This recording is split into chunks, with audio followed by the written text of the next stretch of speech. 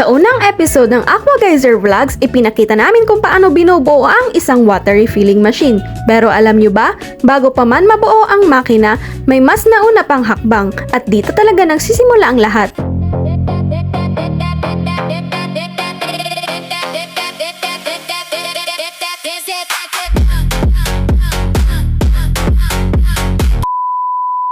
Magandang buhay! Welcome to Aqua Geyser Vlogs. New day, new solution, at sa araw na to ay nandito tayo sa Dasol, Pangasinan. At samahan nyo naman kami habang isinasagawa namin ang site visit at contract signing para sa isa na namang future water filling station owner. Pagdating namin sa Dasol, hindi mo na kami dumiretso sa contract signing. Kasama ang aming client, una naming pinuntahan ang mismong pagtatayuan ng water filling station.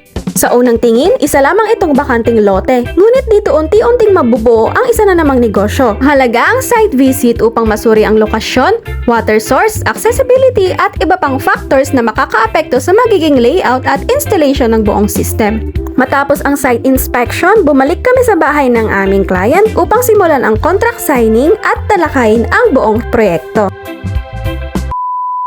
Bago pirmahan ng kontrata, binigyan muna ng sapat na oras ang aming client upang mabasa at ma-review ang lahat ng terms, conditions at inclusions ng proyekto. Mahalaga sa amin ang malinaw na pag-uusap upang parehong panig ay may buong pag-unawa sa bawat detalye. Isa-isang ipinaliwanag ang bawat detalye ng kontrata, mula sa nabiling package, mga inclusions, scope of work, timeline ng proyekto, hanggang sa mga responsibilidad ng bawat panig. Layunin naming maging malinaw ang bawat detalye bago magsimula ang proyekto. Nagkaroon din ng open discussion kung saan malaya ring naitanong ng aming client ang kanilang mga concerns upang maging malinaw ang buong proseso. Kasama rin sa naging talakayan ng proposed building layout upang matiyak na ang magiging pwesto ng bawat kagamitan ay naaayon sa tamang operasyon ng water refilling station.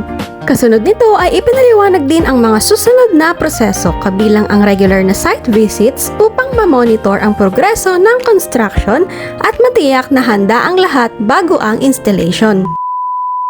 Matapos ang masusing talakayan at pagsagot sa lahat ng katanungan, opisyal nang nilagdaan ng aming client ang kontrata. Isang mahalagang hakbang tungo sa pagsisimula ng kanilang water refilling station business. Isa na namang pangarap ang unti-unting nagiging realidad.